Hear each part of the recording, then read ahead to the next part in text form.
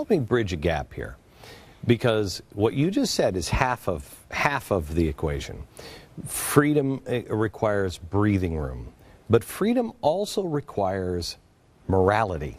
Yes. And the best, our founders all knew it. You could make the claim that they were all, they all prayed to dogs, and it wouldn't make a difference. In their writings, they're very specific. It is religion. This is Benjamin Franklin. It is religion that gives us that basic morality, that gives people a governor, a self-imposed governor. And so then you have the ability to have this breathing room. Well, they all signed the Declaration of Independence, the linchpin of which is that we are created by God, who gave us the governor. That is an understanding of the natural law and rights that are inalienable. You are everybody who's a libertarian I know idolizes you. They think you're great. And I know you are a very religious man. And you've never had a problem with religious people that I know of. Again, it's the progressive gene in the atheist or the religion. Well, their problem is that a belief in the Almighty and a belief in natural law is a brake on the government.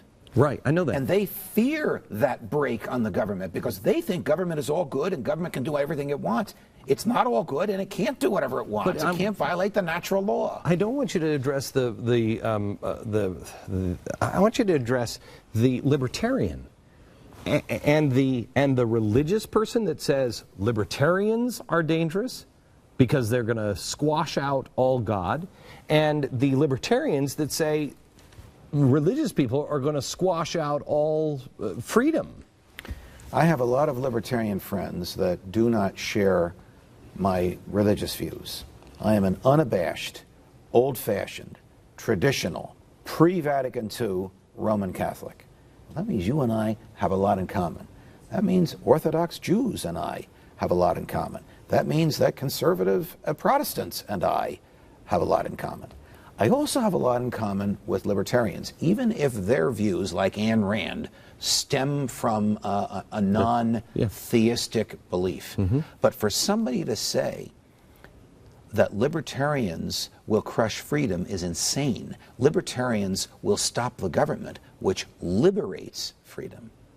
The people that fear libertarians are the people in power in both political parties, because we will make arguments that will appeal to the people. Your rights come from your humanity.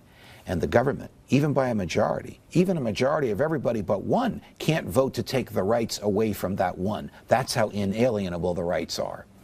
Okay. I didn't say that.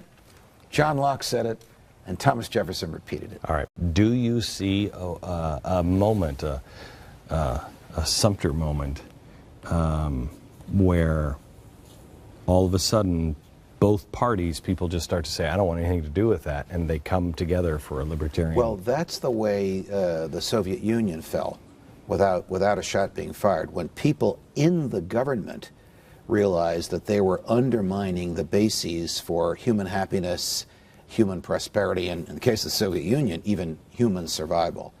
And so that would be the preferable way for the government to change radically. You know what? I have news for you. I really think that the problem, though, with that is, I think they're the same old communists. I mean, Putin is still Putin. He just took off his uniform. Correct. So you don't want to transform, just change and saying, I'm not a Democrat or a Republican, but you still are a progressive, big government. Well, you could argue that the Eastern European former satellite countries are free now because they're not under Putin's thumb, and the Russians have been going through different gradations of freedom.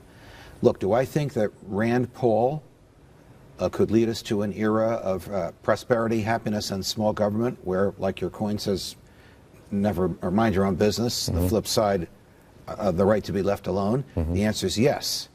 That will presume that there is a constituency for that, and that people are elected to Congress who agree with that. But just having a president in the White House who would shy away from power rather than use it to his own ends would be something the likes of which the country hasn't seen in 175 years.